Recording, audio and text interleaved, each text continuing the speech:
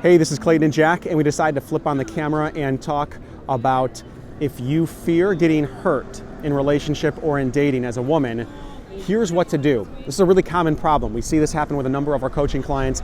You fear getting hurt in a relationship, so you hold back, and maybe it kills the chemistry, and it really just stops any possibility of a new relationship forming. Yeah, totally. And it sounds like you had a little bit of experience of this in a recent seminar that you did. Yes. And it was pretty profound, so do you want to share that? Yeah, totally. Yeah, the first thing I want to say is understanding what's going on more clearly might be helpful. Okay. Right? So the reason that you're containing or constraining yourself and holding parts of yourself back is that probably at some time in the past that was a good strategy for staying safe. And it may even be that there were people in your past who could not be with all of you, right? And who kind of rewarded or punished you based on which parts of you that you brought out. Yep. So that's a good strategy for keeping you kind of safe, but it's a poor strategy for intimacy, right? Because intimacy is about bringing more and more of you to the other person, revealing more and more of these different parts. So if you've had difficulty in this territory, one of the things that you might be able to reframe and kind of take a newer, bigger perspective is that if you want to attract the right kind of man into your life, the right kind of man will be able to be with all of you.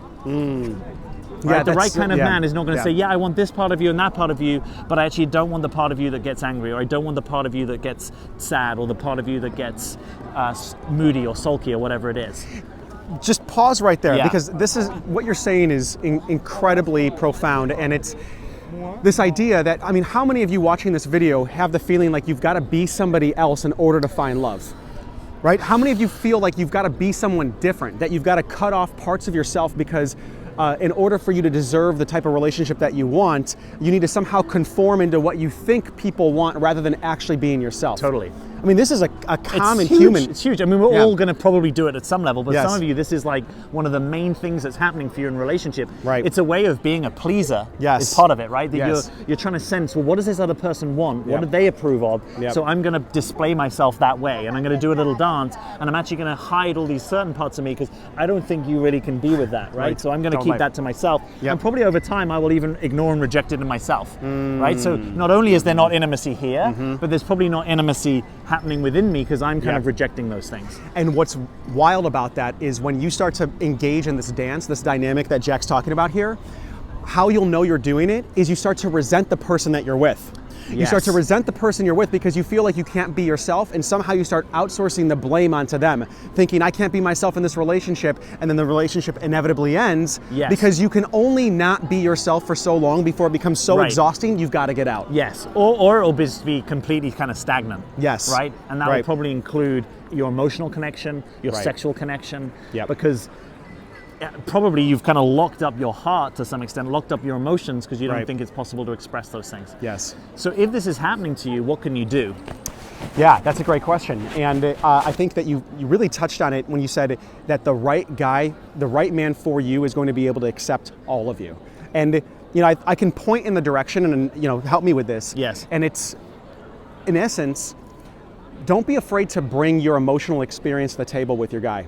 Don't be afraid to bring how you feel to your man. Because rather than seeing it as something where, okay, wait a second, he might leave me if I express how I really feel. He might leave me if he thinks that I'm an emotional mess or thinks that I'm crazy. I would say it's actually the contrary.